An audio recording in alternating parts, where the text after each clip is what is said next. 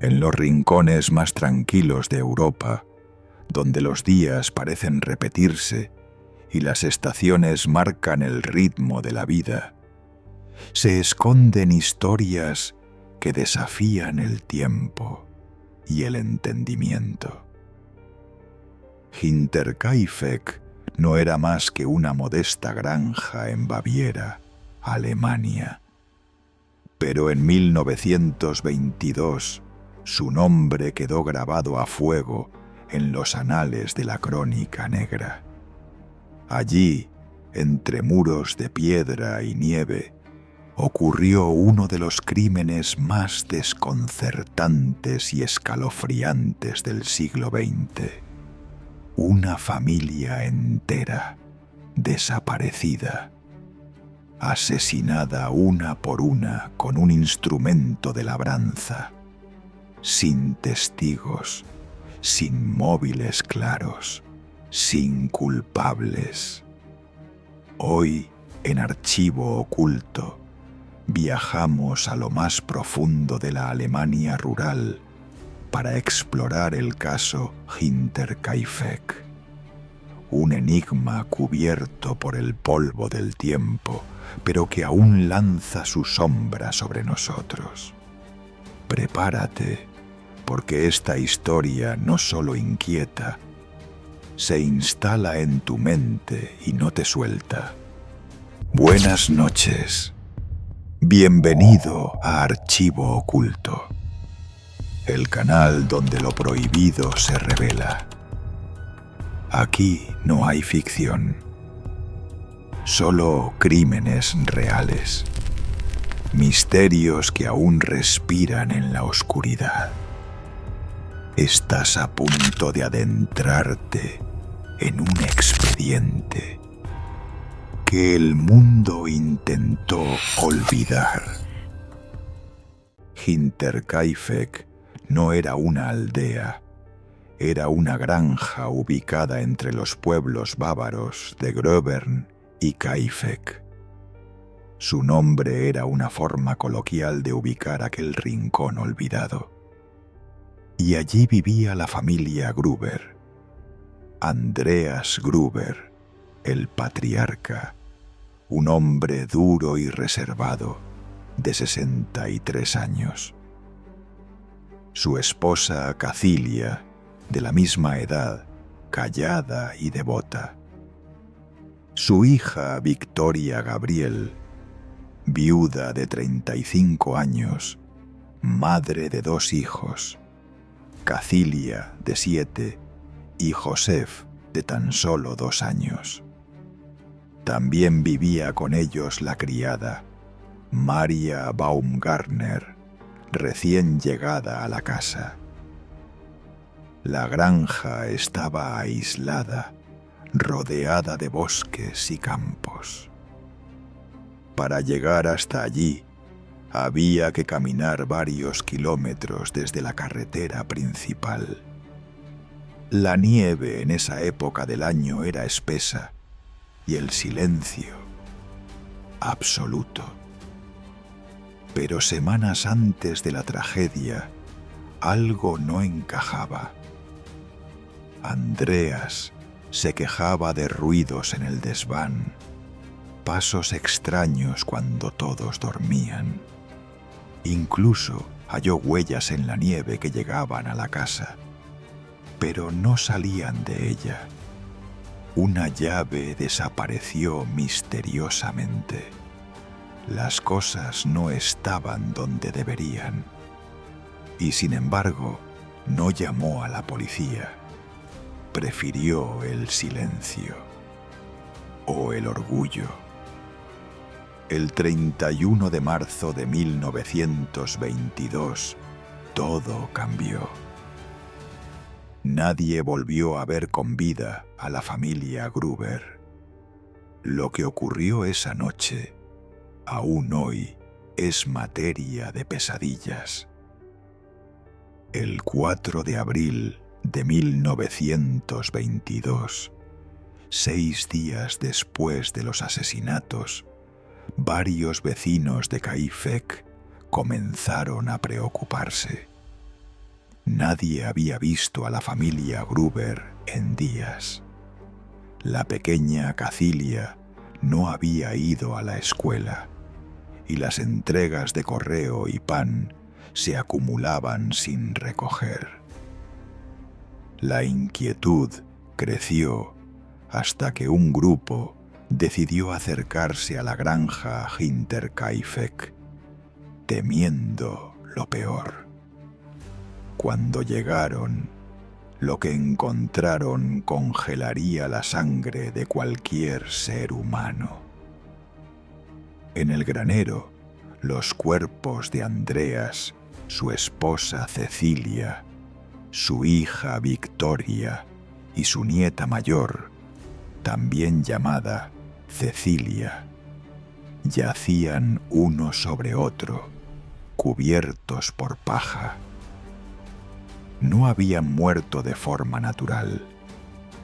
Cada uno presentaba heridas brutales en la cabeza, provocadas con un objeto contundente, probablemente un azadón, una herramienta agrícola común. En el interior de la casa yacían los cuerpos de Joseph, el pequeño de 2 años, y la criada Maria Baumgartner, quien apenas llevaba unas horas trabajando en la casa antes de su trágico final. Pero lo más perturbador es que la casa no mostraba señales de saqueo. De hecho, alguien había estado viviendo allí. Se encontraron restos recientes de comida consumida, la chimenea había sido usada recientemente y los animales estaban alimentados. Incluso había pan fresco horneado en la cocina. ¿Quién se quedó en la granja con 6 cuerpos sin vida durante varios días? Los investigadores alemanes, en shock, no pudieron encontrar respuestas claras. Las huellas en la nieve llevaban hacia la granja, pero no había ninguna que saliera de ella. Era como si el asesino hubiera desaparecido o aún estuviera allí. La policía bávara quedó desbordada ante el horror de Hinterkaifeck. El caso fue asignado a los investigadores de la ciudad de Múnich, quienes llegaron con urgencia y comenzaron a interrogar a todo el pueblo. Pero desde el principio, la investigación estuvo plagada de obstáculos. Los cuerpos fueron manipulados antes de que llegaran los agentes. Algunos vecinos, horrorizados por lo que habían visto, habían movido a las víctimas para cubrirlas o reconocerlas, contaminando la escena del crimen sin querer. La policía, con medios limitados para la época, no contaba con técnicas modernas de preservación de pruebas, lo que dificultó enormemente la obtención de pistas fiables. Se analizaron las heridas. El arma homicida parecía ser efectivamente un azadón, aunque nunca se encontró en la escena. Las lesiones indicaban que los asesinatos fueron ejecutados con precisión, uno por uno, sin que las víctimas tuvieran posibilidad de defenderse. Especialmente inquietante fue el caso de la niña Cacilia, de 7 años, quien presentaba signos de haber sobrevivido durante horas tras el ataque. Algunos mechones de cabello arrancados de su propia cabeza sugieren que murió aterrada y en agonía. Pero lo que más desconcertó a los investigadores fue la aparente calma del asesino tras el crimen. Permaneció en la granja, comió, vivió entre los cuerpos y luego se esfumó sin dejar rastro. Los interrogatorios a los vecinos revelaron algo escalofriante. Muchos habían escuchado ruidos en la propiedad en los días anteriores.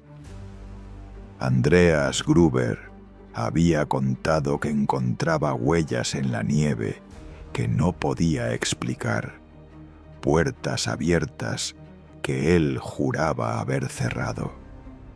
Incluso dijo haber hallado un periódico de Múnich en casa que jamás había comprado. ¿Estaba el asesino ya dentro de la granja días antes de actuar? Nadie sabía nada con certeza, pero una cosa estaba clara. Este no fue un crimen improvisado. Fue planeado, frío, inhumano y por ahora sin respuestas. Con la escena contaminada y las pruebas físicas prácticamente inútiles, la policía solo tenía una opción: buscar sospechosos. Y en un pueblo donde todos se conocen, cualquier mirada extraña, cualquier disputa pasada, podía convertirse en una pista. El primero en la lista fue Lorenz Schlittenbauer, un antiguo pretendiente de Victoria, la hija de Andreas Gruber. Lorenz incluso afirmaba ser el padre de Josef, el niño asesinado, aunque Andreas nunca reconoció esa paternidad. Había tensiones entre ellos. Algunas fuentes sugieren que Andreas había impedido que Victoria se casara con Lorenz, e incluso que lo había denunciado por cuestiones legales relacionadas con la custodia del pequeño. Pero había algo más. Lorenz fue uno de los primeros en entrar a la granja tras descubrirse el crimen. Caminó directamente hacia la escena, sin mostrar aparente conmoción. Abrió puertas sin dudar. Se movía como si ya supiera lo que iba a encontrar. Eso llamó la atención de los investigadores y de los vecinos. ¿Podía ser un simple intento de ayudar o estaba encubriendo algo? Aún así, su coartada no pudo ser desmontada. No había pruebas suficientes para acusarlo. Y como él, otros nombres surgieron. Un vagabundo que había sido visto días antes cerca del bosque. 2 jornaleros que habían trabajado brevemente en la granja y fueron despedidos por Andreas. Incluso una teoría más macabra, que fue un crimen ritual por los rumores de incesto entre Andreas y su hija Victoria. Pero todas las pistas parecían desvanecerse como el humo de una chimenea en la madrugada. Nadie confesó, nadie fue arrestado. El asesino de Hinterkaifeck seguía entre las sombras. A medida que la investigación avanzaba, surgía un detalle aún más inquietante. Días antes del crimen, la familia había reportado cosas extrañas. Pasos en el desván, cuando supuestamente nadie más estaba en casa. Llaves desaparecidas. Una edición de un periódico de Múnich encontrada en la cocina que nadie de la familia recordaba haber traído. Y huellas en la nieve que llevaban hacia la casa, pero no salían de ella. Andreas Gruber, un hombre desconfiado y autoritario, Llegó a comentar a sus vecinos que sentía que alguien los espiaba desde el bosque, que había algo o alguien que se movía entre las sombras de la granja. Pero no denunció nada, no reforzó las cerraduras. Tal vez pensó que era su imaginación, o tal vez sabía más de lo que contaba. Cuando la policía registra la casa tras los asesinatos, encuentra señales claras de que alguien había estado viviendo allí tras el crimen. Había comida recientemente cocinada. La cama del ático estaba deshecha, e incluso las vacas habían sido alimentadas. Todo apuntaba a una presencia extraña, un habitante oculto, un observador que acechaba desde las alturas y que eligió el momento exacto para atacar. La policía de Múnich abre más de 100 líneas de investigación, pero a pesar del horror de la escena, no hay testigos ni pistas sólidas. Comienzan a surgir nombres y teorías, cada una más inquietante que la anterior. Uno de los primeros sospechosos fue Lorenz Schlittenbauer, vecino y viudo, quien tenía acceso a la granja y fue, además, uno de los que encontró los cuerpos. Durante el registro, parecía demasiado tranquilo e incluso entró solo al establo, sin mostrar sorpresa ni horror ante la escena. Muchos creyeron que sabía lo que iba a encontrar. Además, tiempo atrás había tenido una relación con Victoria Gabriel, la hija de Andreas, y se decía que podía ser el padre de uno de sus hijos. Pero no se encontraron pruebas concluyentes contra él, solo gestos, miradas, sospechas. Otros nombres aparecieron. Un exsoldado con historial mental inestable, un carpintero de la región, desaparecido días después del crimen, incluso miembros del entorno de Andreas, que le guardaban rencor por disputas de tierras. Pero ningún sospechoso fue arrestado. Ninguna hipótesis pudo sostenerse del todo.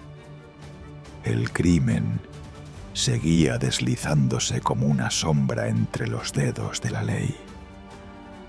Hinterkaifeck se estaba convirtiendo no solo en un crimen, sino en una leyenda sin resolución.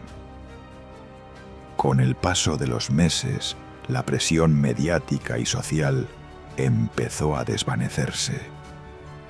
Pero la granja Hinterkaifeck seguía ahí, silenciosa, vacía, cubierta de maleza y de recuerdos que nadie quería recuperar. Los vecinos evitaban acercarse. Decían que en las noches aún se oían ruidos, ecos de pasos, golpes metálicos como los que Andreas había oído días antes de su final.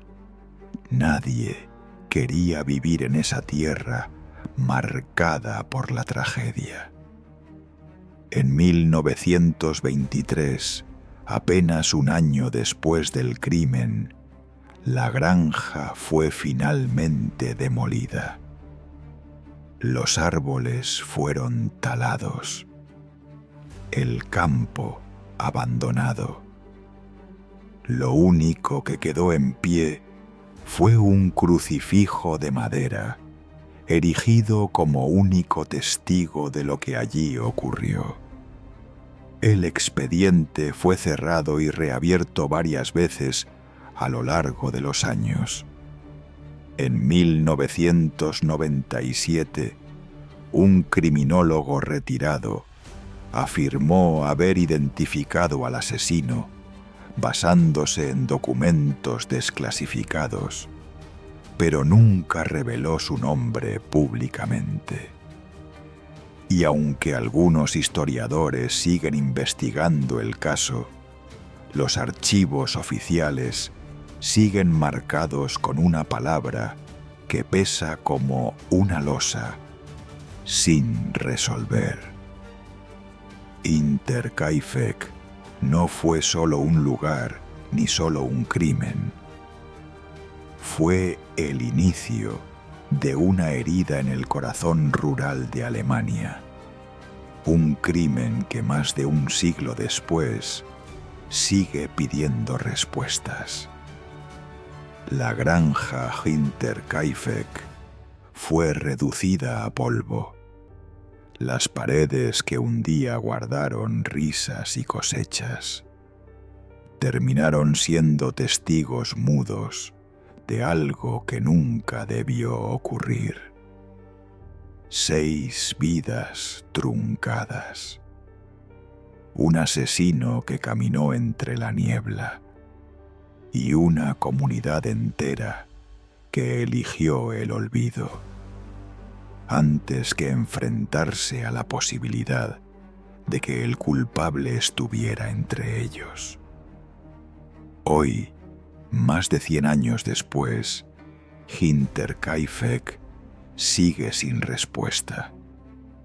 Y mientras la historia se hunde entre archivos viejos, algunos aún creen que las sombras del bosque no están vacías, que en algún rincón alguien aún guarda la verdad. Esto fue Archivo Oculto. Suscríbete, dale like y activa la campanita si quieres seguir desenterrando los secretos más oscuros de la historia criminal. Porque ya sabes, en cada silencio puede esconderse el próximo caso.